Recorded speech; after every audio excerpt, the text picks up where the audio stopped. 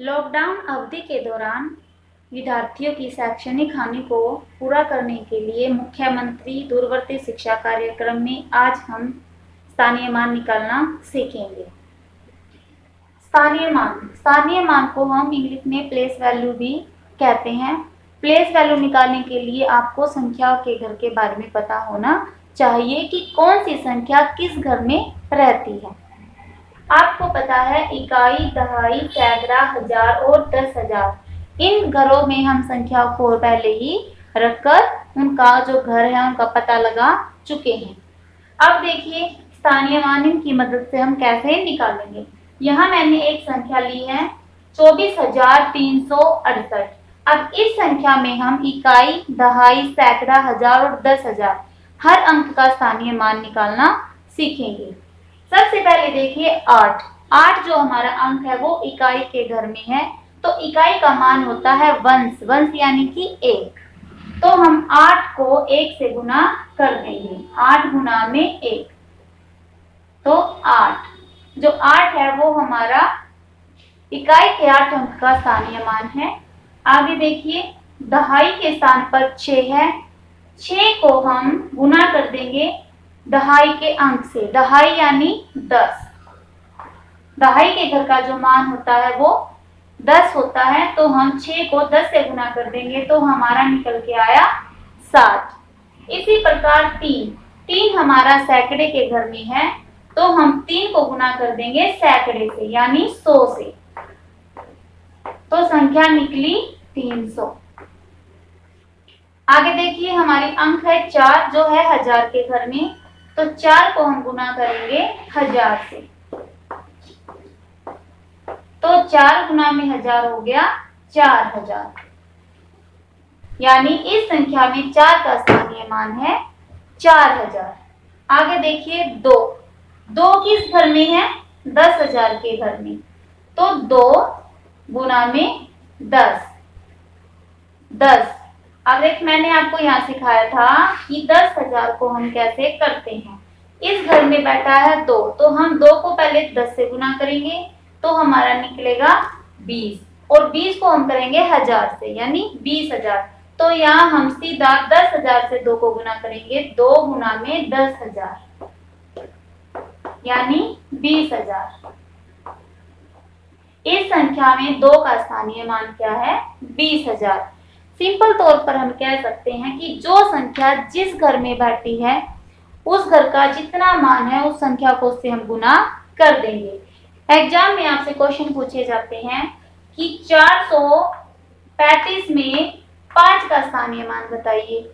अब आपको पता है 5 संख्याओं का घर आपको एकदम से याद आना चाहिए कि जो 5 है इकाई का घर में बैठा है, तो यानी इसका मान है 1, तो हम 5 को 1 से गुना करेंगे। 5 एकम 5, तो हमारा सीधा सीधा इसका मान हो गया 5।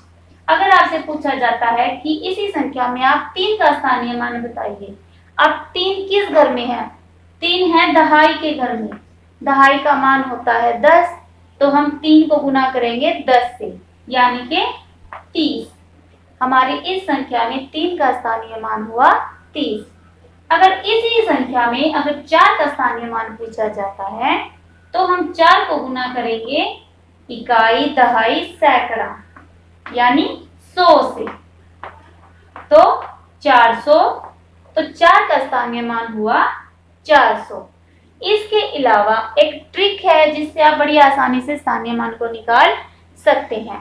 ट्रिक क्या है, जब भी आपको किसी संख्या में किसी भी अंक का स्थानीय मान निकालने के लिए पूछा जाता है तो आप क्या करेंगे, मान लीजिए हम 4 को ही देख लेते हैं। 4 का स्थानीय मान आपसे पूछा जाता है, तो हमने लिखा 4। अब वो कौन से घर में है, इकाई, दहाई, सैकड़े के घर में है, यानी सैकड़े से पहले हमारे पास 2 घर और हैं, इकाई का और दहाई का, तो हम 4 के पीछे उन 2 घरों के लिए 2 जीरो लगा देंगे। अगर आपसे पूछा जाता है कि 3 का स्थानीय मान, तो हम क्या करेंगे 3 को लिखा और 3 के पीछे कितने घर हैं, सिर्फ 1 इकाई का, तो हम 1 जीरो लगा देंगे, तो हमारा 3 का स्थानीय मान निकल कर आ जाएगा। मैं आशा करती हूँ आपको ये स्थानीय मान निकालना अच्छे से आ गया होगा। अब प्यारे बच्चों, अब हम संख्याओं की तुलना करना सीखेंगे। तुलना करने का अर्थ होता है तोलना। जैसे हम वस्तुओं को तोल कर पता करते हैं कि कौन सी वस्तु भारी है, कौन सी हल्की, उसी प्रकार संख्याओं की तुलना में हम पता करेंगे कि कौन सी संख्या बड़ी है या कौन सी संख्या छोटी है। संख्याओं को छोटा, बड़ा या उनको बराबर दर्शाने के लिए हमारे पास कुछ निशान होते हैं, कुछ साइंस होते हैं, जैसे लेस देन, ग्रेटर देन और इक्वल टू। ये साइन हमारे संख्याओं को बताते हैं कि कौन सी संख्या बड़ी है या कौन सी संख्या छोटी है। अगर कोई संख्या बड़ी है तो उसकी तरफ इसका मुंह खुला हुआ होता है। मान लीजिए 4 और 6 में कौन सी संख्या बड़ी है, तो ये संख्या बड़ी है तो हम ये वाला साइन लगा देंगे, इसकी तरफ मुंह खोल देंगे। अगर 6 इस तरफ है, 4 इस तरफ है, तो हमारा जो साइन है ये लगेगा ग्रेटर देन का, यानी कि 6 संख्या है बड़ी, 4 है छोटा। बड़ी संख्या की तरफ इसका जो मुंह खुला हुआ होता है। अगर दोनों संख्याएं बराबर हैं तो हम बराबर का निशान लगाते हैं, जैसे 4 और 4, तो हमारा निशान लगेगा बराबर का। इस तरीके से हम इन 3 साइन का प्रयोग कर संख्याओं की तुलना करेंगे। एक अंक की संख्या को हम इस प्रकार से देखते हैं। अब हम देखेंगे 2 अंकों की संख्या। मान लीजिए आपको लिखते हैं 27 और 35। अब इन दोनों संख्याओं में कौन सी संख्या छोटी है या कौन सी संख्या बड़ी है? क्योंकि आप 4th क्लास में हैं, चौथी कक्षा में हैं, तो आप 2 अंक की संख्याएं भी बड़ी आसानी से बता सकते हैं। लेकिन इसका एक तरीका है जो हम सिर्फ इकाई, दहाई तक नहीं, हजारों, लाखों तक, हम करोड़ों तक संख्याओं को छोटा बड़ा बता सकते हैं। देखिए, सबसे पहले हम संख्याओं के घर का पता होना चाहिए। ये इकाई और ये दहाई, इकाई और दहाई।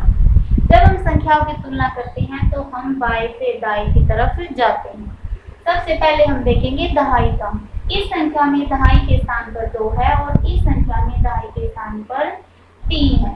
इन दोनों की तुलना करने से हमें पता चला कि जो 2 है वो छोटा है।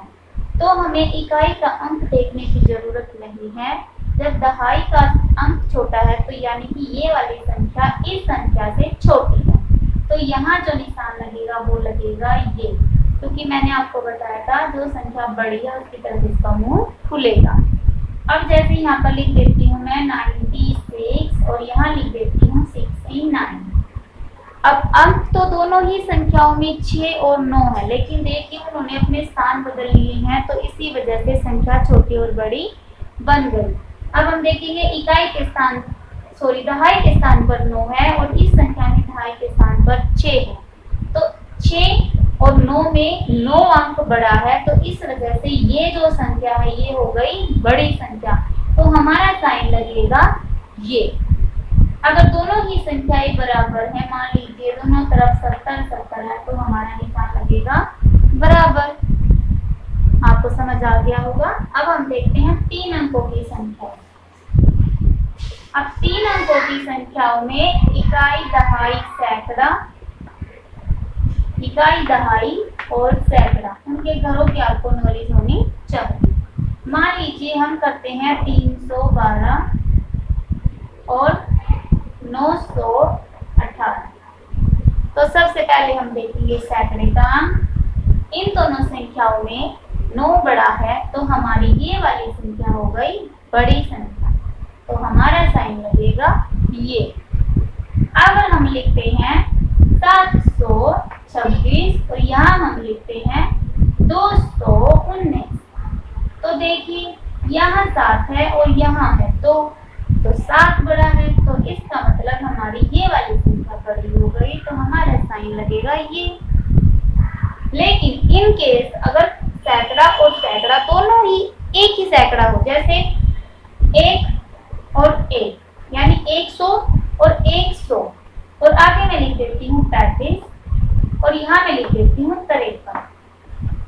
अब देखिए यहाँ हमने सैकड़े के अंक को देख के पता किया था कि कौन सी संख्या बड़ी है कौन सी छोटी, लेकिन यहाँ सैकड़े के स्थान पर 1 है और यहाँ भी सैकड़े के स्थान पर 1 है, तो इसका मतलब क्या हुआ कि दोनों संख्याएं 100 की हैं, बराबर हैं। तो हमें नहीं पता कौन सी बड़ी कौन सी छोटी, तो हम क्या करेंगे, हम जाएंगे सैकड़े से अगले वाले घर में यानी दहाई के घर में।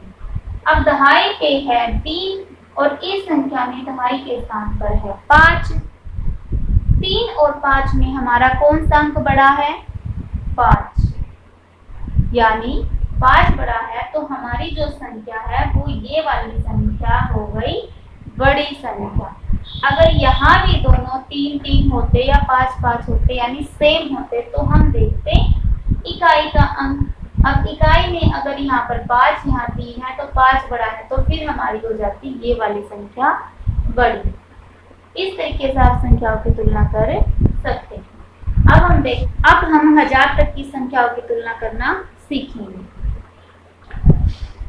5432, 6913। इस संख्या में 1000 के स्थान पर 5 है और इस संख्या में 1000 के स्थान पर 6 अंक है। 5 और 6 में क्योंकि 6 बड़ा है तो हमारी ये वाली पूरी संख्या बड़ी संख्या है इस संख्या से, तो हमारा जो साइन है वो ये लगेगा। अगर हम यहाँ लिख देते हैं 4912 और 4615। अब देखिए यहाँ 1000 के स्थान पर 4 अंक है और यहाँ 1000 के स्थान पर 4 अंक है। दोनों अंक क्योंकि बराबर हैं तो हम संख्याओं की तुलना नहीं कर सकते, तो हम चलेंगे हमारे आगे वाले घर में यानी सैकड़े के घर में। सैकड़े में देखिए यहाँ है 9 और इस संख्या में सैकड़े के स्थान पर है 6। अब 9 और 6 में तुलना करने पर हमें पता चला कि जो हमारा 9 है वो 6 से बड़ा है, इसलिए इन दोनों संख्याओं में ये वाली संख्या बड़ी संख्या कहलाएगी और हमारा साइन लगेगा इस तरीके से। आप समझ गए होंगे कि जब हमारा अगर पहले वाला जो घर है उसका मान बराबर है तो हम आगे वाले घर में जाएंगे यानी सैकड़े के घर में।